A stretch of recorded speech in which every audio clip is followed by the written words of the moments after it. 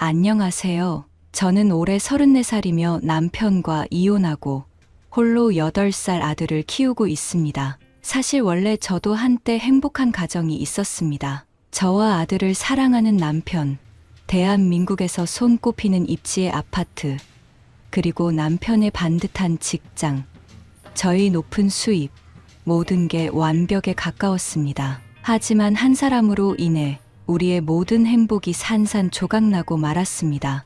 오늘은 저희 결혼 생활 중 발생한 끔찍하고 악몽 같았던 일을 이야기해 보겠습니다. 저는 대학교 때부터 온라인 쇼핑몰을 운영하고 있으며 장사도 잘 되고 있습니다. 그래서 저는 따로 취직하지 않고 계속 저희 온라인 창업에 모든 시간과 열정을 쏟아부었습니다. 결과는 점점 더 좋아지고 있었습니다. 그래서 바쁠 때는 알바 한두 명을 불러서 도움을 받고 있습니다. 나중에는 회사로 운영하게 되었습니다. 남편 강호진과 대학 커플로 대학교 때부터 3년 연애하고 남편이 취직한 지 1년 후 우리는 결혼하였습니다. 남편은 대학 졸업 후 판교에 있는 큰 회사에 취직하여 근무하였습니다. 남편의 성격은 온화하지만 능력이 출중하여 직장에서도 좋은 평가를 받고 있습니다. 저는 서울 출신이고 남편은 지방 출신입니다. 저는 집에서 온라인 쇼핑몰을 운영하고 있어 신혼집은 남편이 출근하기 편한 곳에서 전세로 시작했습니다. 그 집은 30년 된 25평 되는 구축 아파트였는데 신혼집으로 쓰기에는 충분했습니다. 이때는 양가 부모님 도움을 조금 받고 나머지는 신혼 전세 대출로 적은 이자를 내며 이 집을 구했습니다. 간단한 도배 장판만 바꾸고 입주했는데 여기서 우리의 아들이 태어났습니다. 제가 운영하는 쇼핑몰이 잘 되어 2년 만에 주변 신축 아파트 분양권을 사서 입주하게 되었습니다. 그때 아이가 갓 걸을 무렵이었는데 아시다시피 구축 아파트는 주차장이 지상으로 되어 있고 주차 문제가 심각할 뿐만 아니라 나중에 아이 혼자 다니기에 너무 위험하다고 판단하여 신축 아파트를 선택하게 되었습니다. 비록 25평밖에 되지 않지만 진짜 영혼을 끌어모아서 이 집을 장만했습니다. 남편은 이제 입사한 지 3년도 되지 않아서 초기 자금은 대부분 제가 번 돈으로 충당하고 대출은 남편이 대기업 다니기에 혜택도 있고 대출 한도도 많아 남편 명의로 했습니다. 물론 대출을 같이 갚고 있었고 명의는 공동 명의로 했습니다. 솔직히 말해서 그때는 온라인 쇼핑몰 운영하며 육아까지 하고 있어 저는 몸과 정신적으로 힘들었지만 우리의 결혼 생활은 진짜 행복하고 만족스러웠습니다. 우리 나이대에 우리 능력으로 부모 도움 안 받고 경기도 핵심지의 신축 아파트를 살 수 있다는 게 참 자랑스러웠습니다. 남편도 사람 착하고 늘 퇴근하고 바로 집에 들어와 저와 아이도 잘 돌봐줘서 뭐 하나 불만 없었습니다. 하지만 이 모든 게 시어머니가 우리 집에 들어오면서 저희 꿈 같은 결혼 생활은 산산조각 나기 시작했습니다. 시어머니는 원래 지방에서 살고 있었지만 최근에 종양이 발견되어 수술을 받아야 했습니다. 그렇게 심각한 불치병은 아니고 지방 병원에서 수술해도 충분히 문제가 없다는 의사의 만류에도 이번에는 꼭 서울의 대학병원에서 수술하겠다고 합니다. 저는 불길한 예감이 들었지만 저와 남편은 그녀를 모셔오기로 했습니다. 솔직히 말해서 저는 시어머니에 대해 좋은 인상을 가지고 있지 않습니다. 처음 남편과 연애하고 있을 때 시어머니는 제가 한부모 가정의 아이여서 성격에 결함이 있다고 말하며 결혼을 반대했습니다. 그렇습니다. 저와 남동생은 홀아버지 밑에서 자랐습니다. 어머니는 제가 10살 때 지병으로 돌아가셨습니다. 아버지는 홀로 저와 저보다 4살 어린 남동생을 키웠습니다. 아버지는 국밥집을 운영하셨고 나름 장사가 잘 되어 우리는 나름 여유 있게 자랐습니다. 지금은 아버지가 원래 운영하던 곳이 재개발 들어가면서 식당 위치를 옮겼는데 단골 손님이 많이 줄어서 장사가 예전 같지는 않습니다. 저는 시어머니의 편견에 많은 상처를 받았습니다. 결국 남편의 설득 끝에 시어머니는 우리의 결혼을 동의하여 결혼하게 되었습니다. 그리고 지방에서 치료 목적으로 시어머니가 우리 집에 오자마자 저에 대한 불만을 표출하고 트집을 잡기 시작했습니다. 저는 집에서 온라인 쇼핑몰을 하기 때문에 방 한 칸에는 물건이 가득 차 있습니다. 그리고 다른 방은 원래 아들 놀이방이었습니다. 시어머니가 우리 집에 오신다고 해서 아들 놀이방을 급하게 정리하여 시어머니가 임시로 쉬실 수 있도록 마련했습니다. 하지만 그게 시어머니 마음에 안 들었나 봅니다. 시어머니는 저에게 이 집이 뭐냐?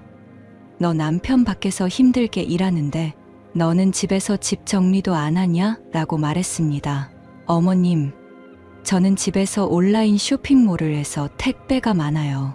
이제 곧 들어온 거는 아직 정리 못했어요. 바로 정리할게요. 저는 억울함을 꾹 참고 차분하게 시어머니의 불만에 설명하려 했습니다. 그러자 시어머니는 갑자기 분노하며 어디 어른이 얘기하는데 말대꾸 따박따박 하고 있어? 어른이 말하면 그냥 예하고 답하는 거 배워준 사람이 없니? 참, 저는 갑자기 화가 났습니다. 시어머니는 분명 제가 엄마 없이 자라서 못 배워 먹었다는 뜻이었습니다. 그날 저는 머리끝까지 올라오는 감정을 억누르고 시어머니의 독설을 참았습니다. 그리고 집에 돌아온 남편에게도 말하지 않았습니다. 하지만 이게 시작인 것을 꿈에도 몰랐습니다. 저는 온라인 쇼핑몰을 운영하기에 택배 물건들을 자주 받고 보냅니다. 그래서 우리 집 근처의 택배 기사들과도 다 친해졌습니다. 어느 날 제가 그날 받기로 한 택배가 분실되어 택배 기사인 노경호에게 연락을 했습니다. 그 상황을 시어머니가 들었습니다. 밤에 노경호가 급히 택배를 가져다 주러 왔고 미안한 마음에 그에게 음료수 한 병을 건네며 문 앞에서 잠깐 얘기를 나눴습니다. 그런데 이것도 시어머니가 들었습니다. 남편이 집에 돌아왔을 때 시어머니는 저 몰래 남편에게 제가 택배 기사와 관계가 수상하다며 조심하라고 당부했습니다.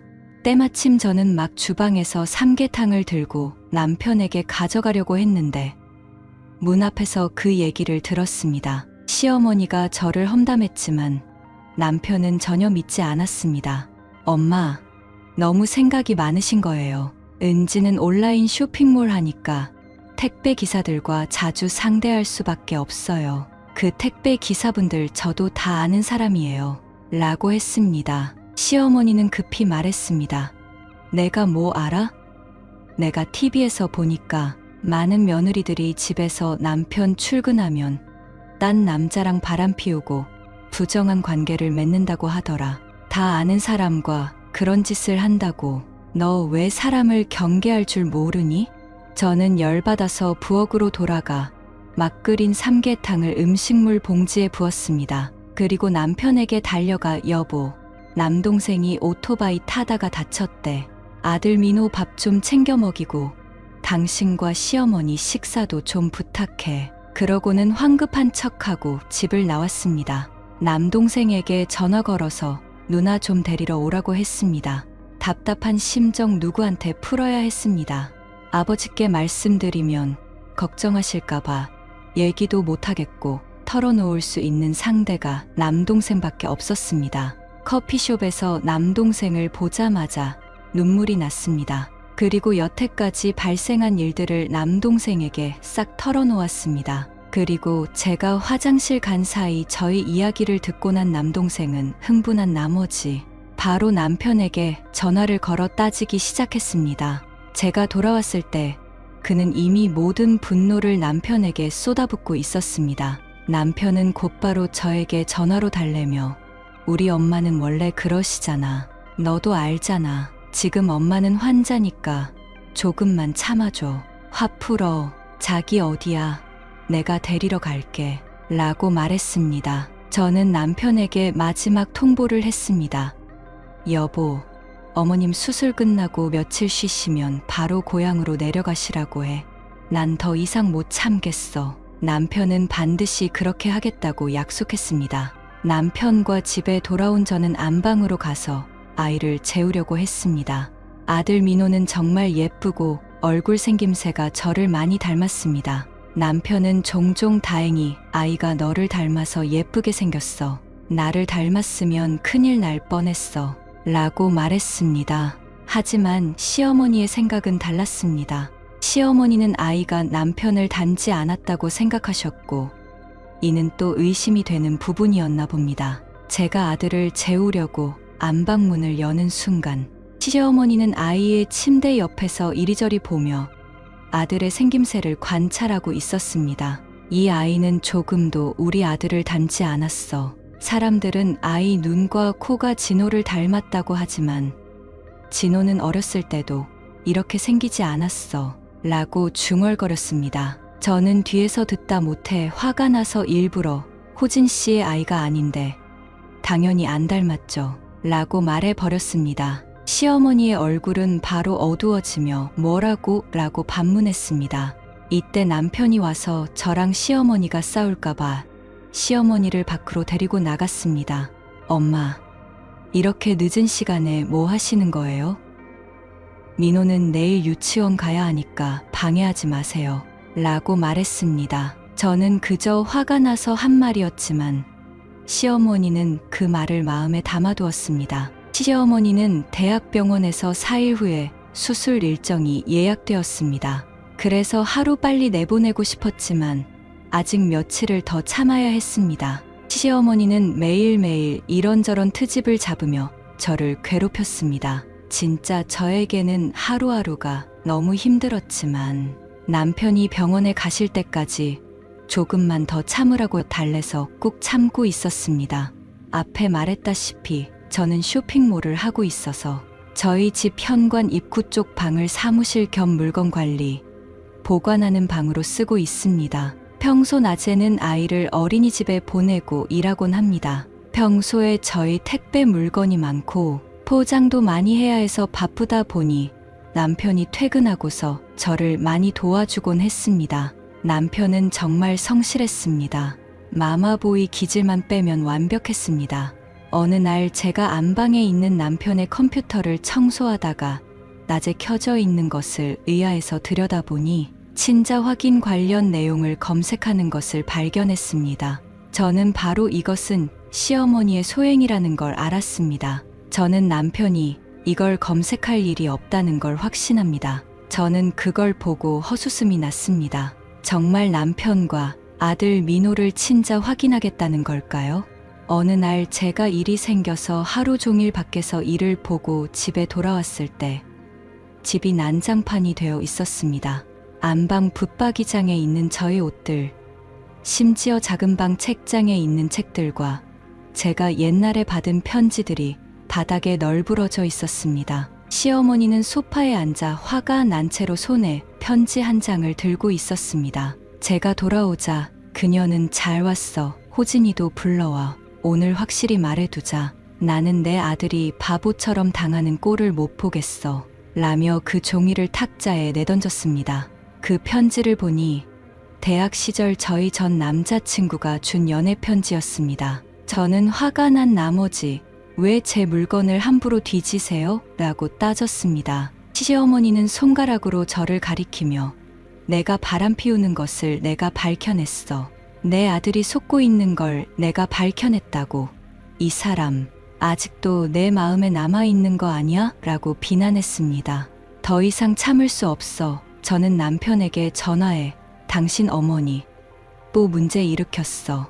빨리 와 라고 했습니다. 남편은 야근 중이었지만 어머니가 문제를 일으켰다고 하자 급히 집으로 돌아왔습니다. 집에 도착한 남편은 난장판이 된 집과 소파에 앉아 대치 중인 저와 시어머니를 보고 무슨 일이에요? 이게 뭐예요? 라고 물었습니다. 시어머니는 울면서 내가 처음부터 말했잖아. 이 여자는 믿을 수 없다고. 내가 결혼할 때도 반대했잖아. 내가 틀리지 않았지. 이 여자가 바람을 피웠어. 라고 소리쳤습니다. 남편은 엄마, 무슨 말씀을 하시는 거예요? 저와 은지는 잘 지내고 있어요. 제발 문제를 일으키지 마세요. 라고 했습니다. 시어머니는 소리를 높이며 문제를 일으키다니? 이거 봐. 이 여자는 아직도 전 남자친구의 연애 편지를 보관하고 있어. 이게 정상이야? 이런 여자가 무슨 좋은 사람이겠어? 지금까지도 그 남자와 연락을 주고받는 것 아니야? 라고 말했습니다. 저와 남편은 대학 동창이었고 전 남자친구도 남편과 아는 사이였습니다. 남편은 그 친구와 저를 경쟁했지만 처음에 저는 그 남자를 선택했습니다. 하지만 얼마 안 돼서 그 친구와 헤어졌습니다. 그 친구는 남편보다 잘생겼지만 워낙 이기적이어서 도저히 같이 있을 수가 없었습니다. 그 후 꾸준히 저를 좋아했던 남편과 사귀게 되었습니다. 남편은 엄마, 그만해요. 이건 다 옛날 일이에요. 대학 시절 은지랑 저 사람은 사귀었지만 나중에 헤어졌어요. 이 편지는 그들이 헤어지기 전에 쓴 거예요. 저도 알고 있고 그래도 학창 시절 좋은 추억이라 제가 버리지 말라고 했어요. 라고 말했습니다. 시어머니는 화가 나서 이 모자란 놈, 그럼 너는 이 여자 뒤처리를 하는 거네. 라고 했습니다. 저는 화가 나서 무슨 말씀을 그렇게 하세요? 그럼 남편이랑 결혼하기 전에 남자친구가 없었어야 했나요? 남편도 군대 가기 전에 다른 사람과 사귀었어요. 그러면 저도 뒤처리를 한 건가요? 라고 했습니다. 우리가 정신없이 싸우고 있을 때 아들 민호가 어린이집에서 돌아올 시간이 되었습니다. 저는 황급히 단지 내 어린이집으로 달려나갔습니다. 그리고 아들 민호의 손을 잡고 집으로 돌아왔습니다. 민호는 시어머니에게 할머니, 다녀왔어요. 라고 인사를 하였습니다. 시어머니는 냉소하며 할머니라고 부르지 마라. 나는 그런 대접받을 자격이 없다. 며 비꼬았습니다. 내가 내 아들이랑 하나도 안 닮았는데 누구 자식인지 어떻게 알아? 라고 말했습니다. 아들은 순간 시어머니의 말에 당황하며 울기 시작했습니다. 저도 충격받았습니다. 솔직히 말해서 시어머니와의 갈등은 하루 이틀 된 것이 아니지만 아이 앞에서는 그런 말을 할 줄은 상상도 못했습니다. 저는 더 이상 시어머니를 보기도 싫었습니다. 분노한 마음을 꾹 참으며 민호를 데리고 밖으로 나가면서 남편에게 마지막 경고를 했습니다. 당신 엄마를 병원에 보내든 어디에 보내든 우리가 돌아왔을 때 그녀가 아직 여기 있으면 내가 떠날 거야. 저는 민호를 데리고 근처 호텔로 갔습니다. 민호는 계속 겁먹은 표정이었고 방에 도착하자 또다시 울기 시작했습니다. 눈이 빨개진 민호는 엄마, 할머니가 나를 안 좋아하는 거예요? 라고 물었습니다. 가슴이 아파서 저는 민호를 달래며 아니야, 그런 거 아니야. 할머니께서 지금 기분이 안 좋으셔서 그래. 라고 했습니다. 하지만 민호는 억울한 표정으로 할머니가 내가 아빠의 아이가 아니라고 했어요. 저 아빠 아이 아니에요? 라고 물었습니다. 저는 시어머니가 없을 때의 평화롭고 행복했던 시절이 그리워졌습니다.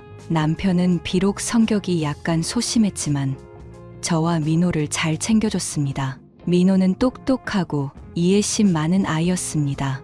우리 가족은 원래 평화롭고 행복하게 살고 있었습니다. 왜 시어머니가 우리의 삶을 망치려고 하는지 이해할 수 없었습니다. 저는 민호의 머리를 쓰다듬으며 그럼 민호는 할머니를 좋아해? 라고 물었습니다. 민호는 두려워하며 저를 쳐다보다가 고개를 저었습니다. 할머니가 이상해요. 자꾸 이상한 말을 해요. 그리고 엄마한테 말하지 말라고 해요. 저는 의아해서 뭐라고 하셨는데? 라고 다시 물었습니다. 민호는 할머니가 말하지 말라고 했어요. 말해도 돼요? 라고 물었습니다. 시어머니가 민호에게 무슨 말을 했는지 몰랐지만 분명 좋지 않은 내용일 것 같았습니다. 저는 민호야, 민호는 엄마랑 비밀이 없잖아. 민호는 항상 엄마한테 모든 얘기 다 하잖아. 할머니가 민호랑 어떤 얘기했는지 엄마한테 말해줄 수 있어? 라고 물었습니다. 민호는 고개를 끄덕이며 할머니가 아빠가 집에 없을 때 누가 우리 집에 오는지 물어봤어요. 라고 말했습니다. 저는 충격을 받았습니다. 시어머니는 제가 남편 몰래 바람을 피운다고 생각하는 걸까요? 저는 다시 물었습니다. 그 다음엔 뭐라고 하셨니? 민호는 할머니가 아빠 없는 동안 다른 아저씨가 엄마 아빠 방에 들어왔는지 물어봤어요. 저는 화가 치밀어 올랐습니다. 저는 민호와의 대화를 녹음하여 남편에게 보냈습니다. 그리고 문자로 당신 어머니 지금 뭐하고 계시는지 잘 봐요.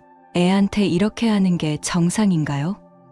어린애는 무슨 죄예요? 왜 애까지 가만두지 않아요? 내가 진짜 바람 피워야 속이 시원하나요? 남편도 전화를 걸어 여보, 화내지 마. 엄마가 그렇게까지 하실 줄 몰랐어. 걱정 마. 이미 엄마의 짐을 싸놨어. 병원에도 연락했으니 내일 엄마를 병원에 보낼 거야. 라고 말했습니다. 호텔에서 하룻밤 지낸 저는 밤새도록 잠이 오지 않았습니다. 별 생각이 다 들고 진짜 처음으로 이혼까지 생각이 들더라고요. 아침에 9시에 바로 민호를 단지 내 어린이집으로 보내고 집으로 향했습니다. 집에 들어서니 시어머니와 남편은 이미 나가고 없었습니다. 아무도 없는 집안 곳곳을 돌아보며 옛날 우리 3인 가족이 행복했던 시간들이 떠올랐습니다. 과연 다시 그 시절로 돌아갈 수 있을까요? 저는 자신에게 물었습니다. 시어머니가 병원에 입원해 있는 동안 저는 한 번도 그녀를 보러 가지 않았습니다. 가봐야 서로 불편하고 시어머니도 저를 보기 싫을 겁니다. 매일 남편이 퇴근하고 병원에 가서 시어머니를 돌보고 검사를 받게 했습니다. 드디어 내일이면 수술하는 날입니다.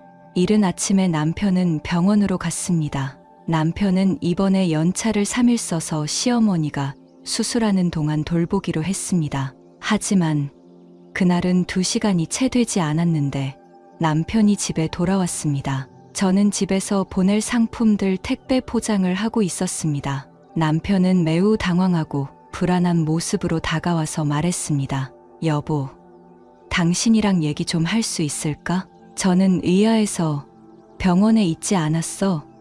왜 이렇게 빨리 돌아왔어? 라고 물었습니다. 남편은 머뭇거리며 엄마가 수술을 절대 안 하겠대. 거실로 나가서 우리 얘기 좀 하자. 라며 저를 거실로 데려갔습니다.